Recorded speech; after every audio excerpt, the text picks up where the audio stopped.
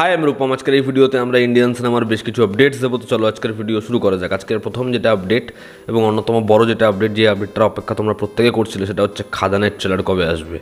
তো আগামীকাল আসছে খাদানের মোস্ট অ্যান্টিসিপেটেড ট্রেলার এবং খাদানের টিম যে প্রমোশনটা করেছে, যেরকমভাবে তারা একটা অ্যালগোরিদম মেনটেন করলো, যেরকমভাবে গান আসবে, তার আগের দিন গানের টিজার, এরকমভাবে পুরোপুরি তাদের খাদান ট্যুরটা চললো।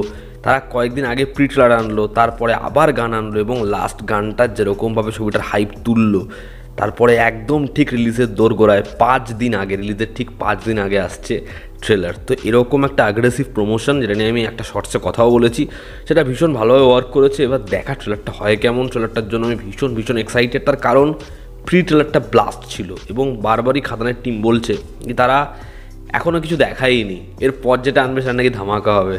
দেখার ট্রেলারটা হয় কেমন। আমি খাদানের ট্রেলারের জন্য ভীষণভাবে এক্সাইটেড। আশা করছি ট্রেলারটা আবার ব্যাপক রেসপন্স পাবে এবং আমাদেরও খুব ভালো লাগবে। দেখার ট্রেলারটা হয় কেমন। আমরা যদি পরবর্তী আপডেটে আসি, আজকের পরবর্তী যেটা আপডেট সেটা হচ্ছে SSMB29 নিয়ে।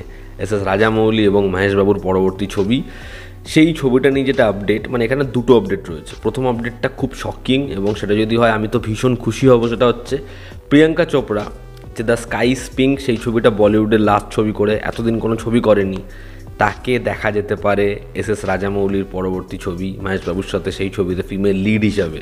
হ্যাঁ, তাকেই অ্যাপ্রোচ করা হয়েছে এই ছবির ফিমেল লিড চরিত্র দেখার। প্রিয়াঙ্কা চোপড়াকে আমরা এই ছবির জন্য দেখতে পারি কিনা। তবে লেটেস্ট আপডেট এটাই, বড় প্যান ইন্ডিয়া ফিল্ম করার জন্য ইন্ডিয়াতে ফিরছে এবং তার ডেট অনেকটা লম্বা সময়ের জন্য অ্যালার্টও করা হয়েছে।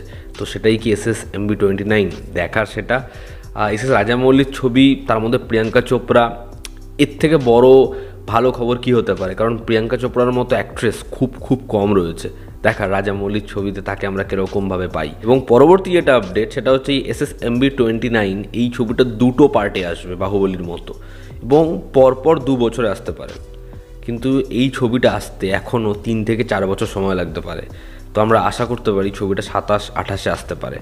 দেখার এই ছবিটা ফাইনালি বড় পর্দায় কবে আসে এবং আমরা সেখানে কি মজা পাই। আমরা যদি পরবর্তী আপডেটে আসি, স্টারার স্পিরিট নিয়ে, সন্দীপ রেড্ডি ভাঙ্গার স্পিরিট, এমনি ছবিটা নিয়ে এক্সাইটমেন্ট তুঙ্গে। এই ছবিতে ফিমেল লিড হিসেবে দেখা যেতে পারে মৃণাল ঠাকুরকে এবং আপডেট এমনটাই যে মৃণাল ঠাকুর অলরেডি ছবিটা সাইন করে ফেলেছে, ছবিটার সাথে যুক্ত হয়ে গেছে। এবং আরও একটা আপডেট রয়েছে এর সাথে, সেটা হচ্ছে স্যাফ এবং করিনা, যাদেরকে এই ছবির অ্যান্টাগনিস্টদের মধ্যে অন্যতম ক্যারেক্টার অ্যাপ্রোচ করা হয়েছে। তারা এখনও ছবিটার সাথে যুক্ত হয়নি, তবে তাদেরও কথা চলছে। খুব শীঘ্রই ছবিটার কাজ শুরু হবে এবং ডিসেম্বরে এই ছবিটার মুহূর্ত হবে এবং ছবির ইনিশিয়াল শ্যুট প্রভাস ছাড়া বা বড় সিকোয়েন্স ছাড়া সেই শ্যুটগুলো শুরু হয়ে যাবে জানুয়ারির মিড থেকে। দেখার এই ছবিটা কতদিন ধরে শ্যুট হয় এবং এই ছবিতে আমরা কাস্টিংয়ে আর কাদের নাম যুক্ত হতে দেখি।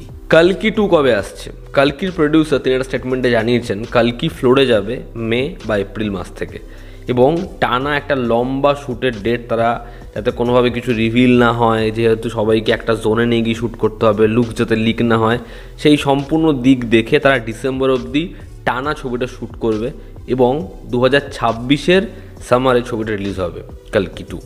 দেখার এই ছবিটা যখন বক্স অফিসে আসে তখন আমরা কি সারপ্রাইজ পাই এবং সেই ছবিটা বক্স অফিসে কি নাম্বার আনে। লভ জাভেরি খুব খাজা একজন পরিচালক, তার ঘাড়ে দায়িত্ব পড়েছে মাস্তি 4 সিনেমাটা নির্মাণ করার জন্য। পুরনো কাস্ট নিয়েই ছবিটা নির্মাণ করা হচ্ছে, নতুন অ্যাক্ট্রেসদের নিয়ে। দেখার ছবিটা হয় কেমন। মাস্তি 3 সেই ছবিটা অনলাইনে লিক হয়ে গেছিলো, ছবিটা বক্স অফিসে ডিজাস্টার হয়েছিল। তো দেখার মাস্তি 4 ছবিটা বক্স অফিসে কী করতে পারে। তো এই ছিল আজকের লেটেস্ট আপডেটস। এতে আপনাদের কি অপিনিয়ন জানাবেন। জনতা আমাদের পাশে আছে। আবার দেখা হচ্ছে। Take care.